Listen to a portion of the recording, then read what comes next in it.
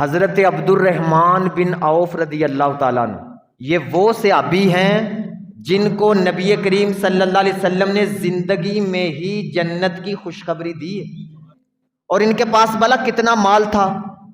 جب ان کا انتقال ہوا نا، یہ تجارت کرتے تھے، جب ان کا انتقال ہوا تو انہوں نے وراثت میں جو پیسے چھوڑے تھے نا، وہ 3 ارب 10 کروڑ 20 لاکھ دینار تھے۔ وہ پورا پاکستان خرید سکتے تھے، پورا پاکستان، اتنے بڑے تاجر تھے وہ۔ اور ان کی 3 بیویاں تھیں۔ ان بیویوں میں جو وراثت تقسیم ہوئی بھلا کتنی ہوئی ہے؟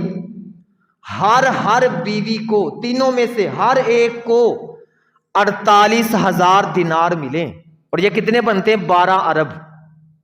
ایک بیوی کو 12 ارب، تینوں کو 12 ارب وراثت میں سے ملے۔ اتنا مال وہ چھوڑ کے گئے عبد الرحمن بن عوف۔ اور پھر 10,000 بکریاں ہر بیوی کو ملی ہیں وراثت میں، 1,000 اونٹ، 1,000 گھوڑے ہر بیوی کو وراثت میں ملے۔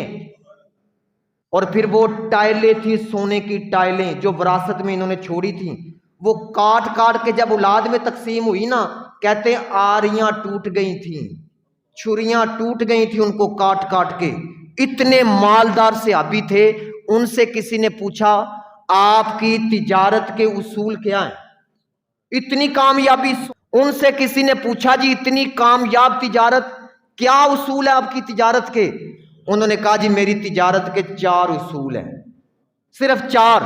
پہلا اصول انہوں نے کہا کبھی میں نے ادھار نہیں خریدا۔ دوسرا اصول انہوں نے کہا کبھی ادھار بیچا بھی نہیں۔ 2 گلاں نکل جان مسئلے سارے حل ہو جاتے ہیں۔ کاروباری کیوں پریشان ہے؟ پتا ہوتا ہے وہ پیسے لینے آنا جی پیچھے سے، اور آگے سے مل کوئی نہیں رہے، آگے سے جن کو ادھار دیا ادھر سے مل کوئی نہیں رہے، اور جدھر سے لیا وہ سر پہ کھڑے، کاروباری پریشان ہو گیا۔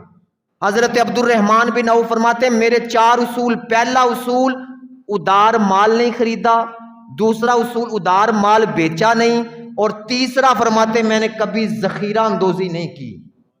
مجھے 1 پائی بھی نفع ملی ہے نا، وہ فرماتے ہیں میں نے مال بیچا ہے۔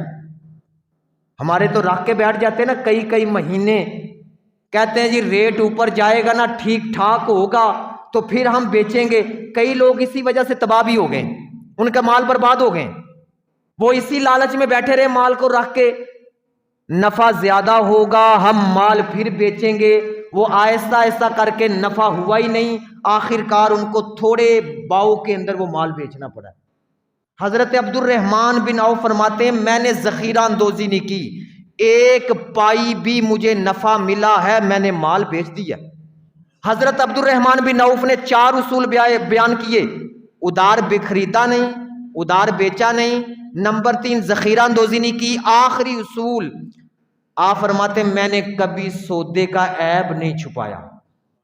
یہاں پر موبائل بیچنے کے لیے جاتے ہیں نا کئی لوگ، تو وہ موبائل کے فالٹ جو ہوتے ہیں نا وہ چھپا لیتے ہیں، کہتے ہیں جی کوئی نہیں انہوں نے کڑا پتہ لگنا، بھائی آج تو آپ بیچ لیں گے، آج تو آپ عیب کو چھپا لیں گے، لیکن قیامت کے دن اس کا حساب کون دے گا؟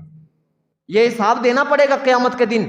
حضرت عبد الرحمن بن عوف فرماتے ہیں میرا 4تھا اصول یہ ہے کہ میں نے کبھی بھی سودے کا عیب نہیں چھپایا۔